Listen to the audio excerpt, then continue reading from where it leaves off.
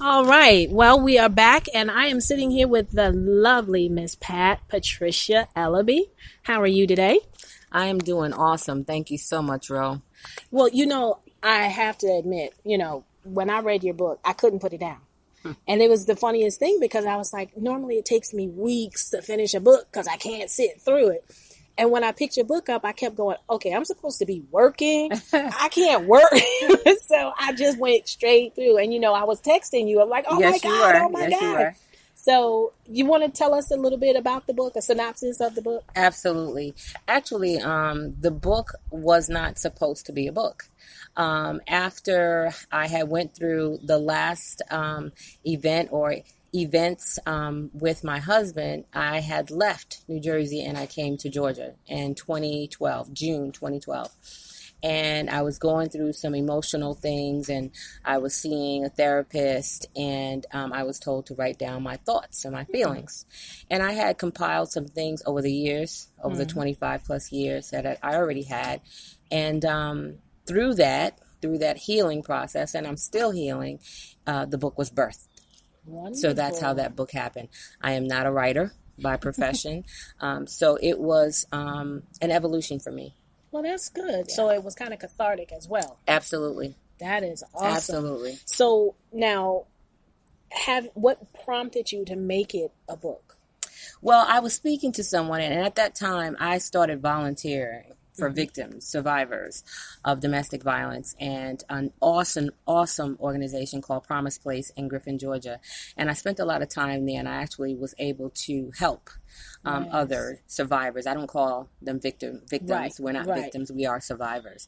And through that, someone just said to me, well, why don't you write a book? And I'm like, write a book? I don't know how to write a book. What is that about? And we just had multiple discussions. And through that, I thought, you know what, this would be a good tool for people, like a blueprint. Because when I was going through it in the beginning, I didn't know what it was, you know, so I couldn't identify it.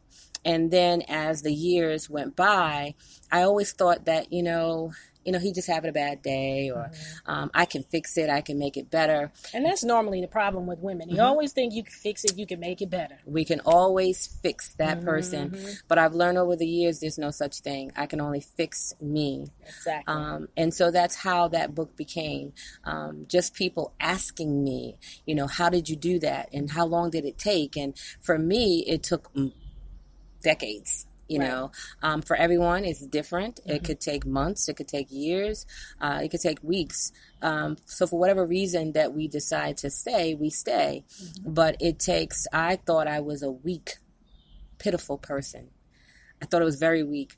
But now I've come to understand that I was strong. I am strong. Yeah. I am a survivor. Yeah. So that's how that book evolved. Well, that's good to know because, I did touch on it before.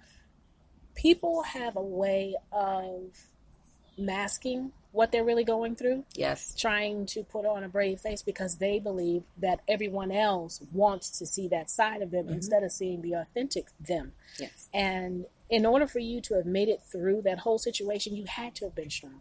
Emotionally, mentally, physically, all of the above. How many times have you seen this in, the news and things like that where you're like, oh, well, she's great, and then all of a sudden something else happens. You were able to not only keep your dignity and self-respect, but you gained respect from other people, probably people you'll never meet. People I don't even know, people who've come up to me and asked me heartfelt questions. Sometimes it's difficult for me to answer those questions. Even right now, as I'm speaking to you, I'm tearful because through it all, there's still love. Right. And that's There's the hardest part because that connection is always going to be there. But then you have to kind of put it into perspective, and I see that's what you did, and reading the story and seeing all of it, I kept going. It was almost like a movie where you go, you got your chance, go. You got your chance, you go, oh, you're back again, Yes. and it was like so emotional for me because I know both of you. Yeah. It's a roller coaster. Right. It's an emotional roller coaster. And like you said, she has her chance. And I had multiple chances. And when I left, each time I came back. Right. For multiple reasons. But they were never for me. They were always for him. I thought, I felt so sorry for him. I felt if I didn't come back and then, I have a job to protect. I have an image to protect. Like you said earlier. Those masks. Absolutely. We have so many masks. And we want people to see us in a certain light. And so you never can be your authentic self except for in the house that you dwell in. And if you can't even be that to yourself, then who are you?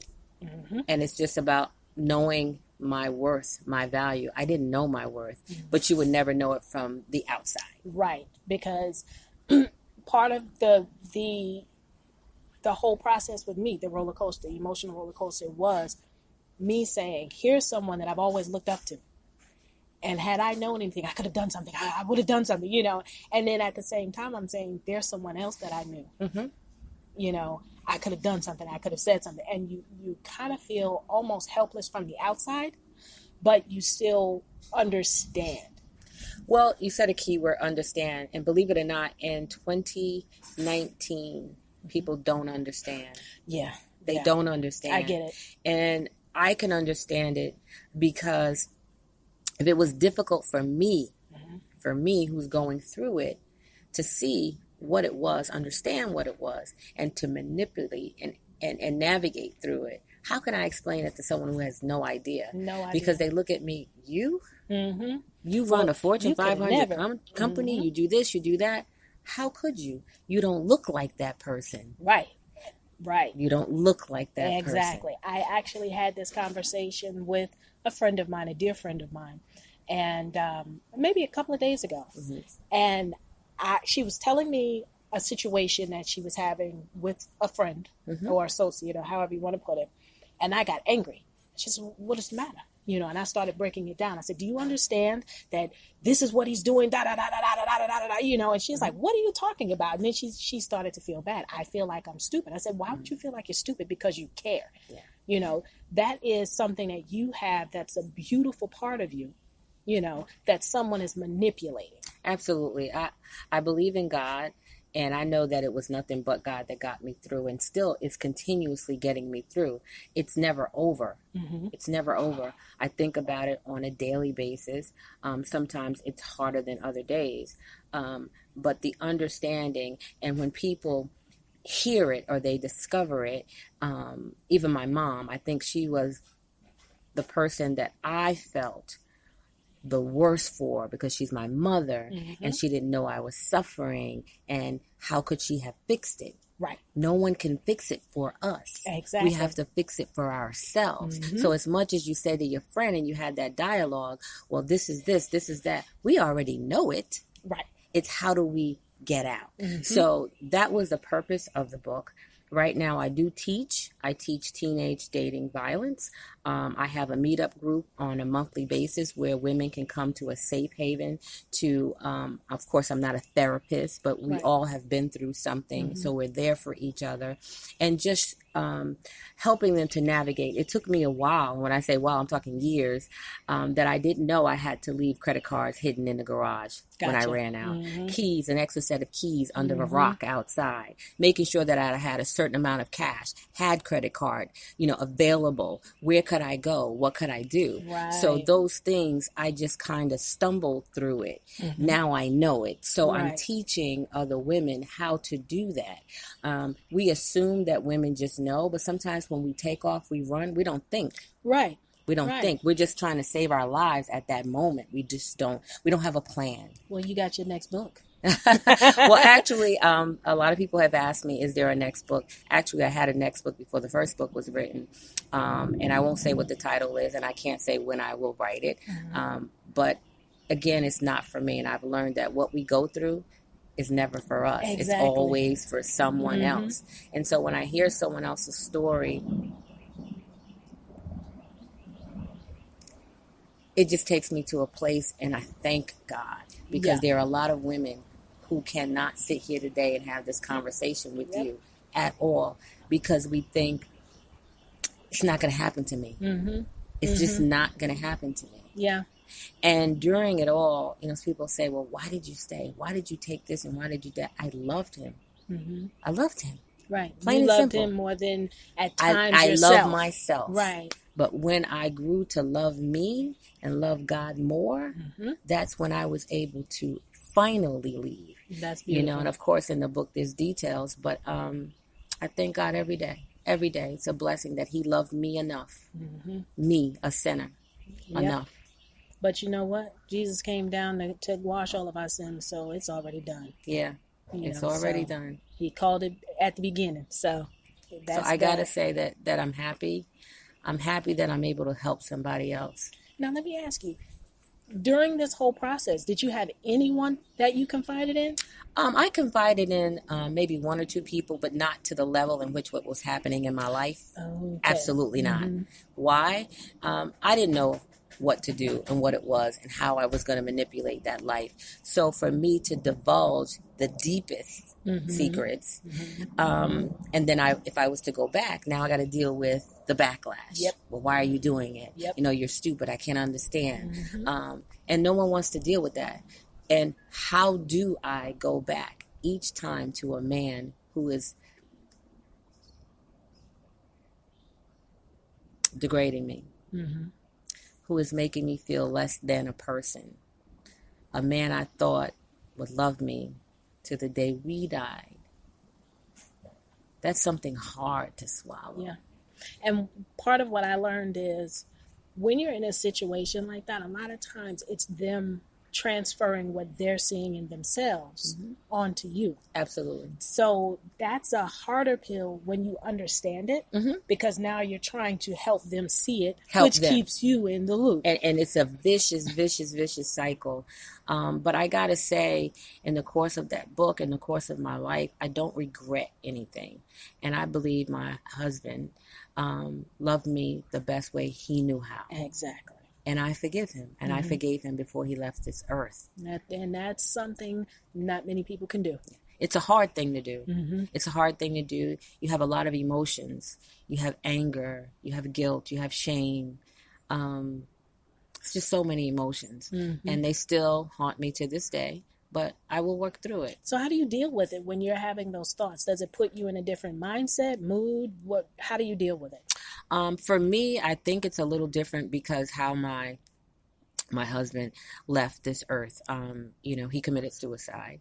And so there's some guilt that I still carry, although I know it's not my fault. Right. But I feel and I question myself. I used to, not as much as today, but, well, would he have done that if I would have done this, if I would have did that? Could I have saved him? Gotcha. But I know that I could not save him. I didn't give him that life and I couldn't take it away. Nope. Now, let me ask you this, not giving away the book, but in some of those instances that you spoke of in the book, do you think that was him trying to commit suicide those times as well? He had never, that I know of, ever attempted something like that. I think at that juncture, it was so many crossroads for him, and it was desperation, pure desperation. Gotcha. And I believe that he was tortured and he didn't know what to do. And at that moment, that was the decision he made. So for me, it's a little different because of the end. So I still kind of question things, but I know that the reality of it is that I can't save someone else. Right. And I'm pretty sure he wanted you to save him, but he didn't know how.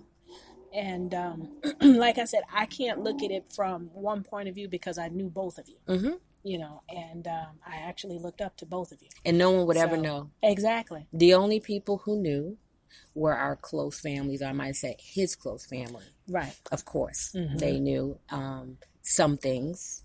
And how come they didn't step in? Well, without getting into speaking about other people and only my life, there was abuse in his generational life. So there are generational curses that we all carry and that we all have. And when you're speaking of that, I learned some things about my own history, my own family after the book came to light. Really? That, my mom, my aunts, all dealt with abuse in their lives. But taboo. They never talked about it. Mm-hmm. So I never knew. Mm-hmm. I never knew. And I was a little angry probably in the beginning when I discovered that. And this was only 3 years ago. And I'm thinking, well, if I had that information, It could have helped you. it could have helped me. Mm-hmm. Because we have to always look at ourselves. And that's what I'm still growing and searching.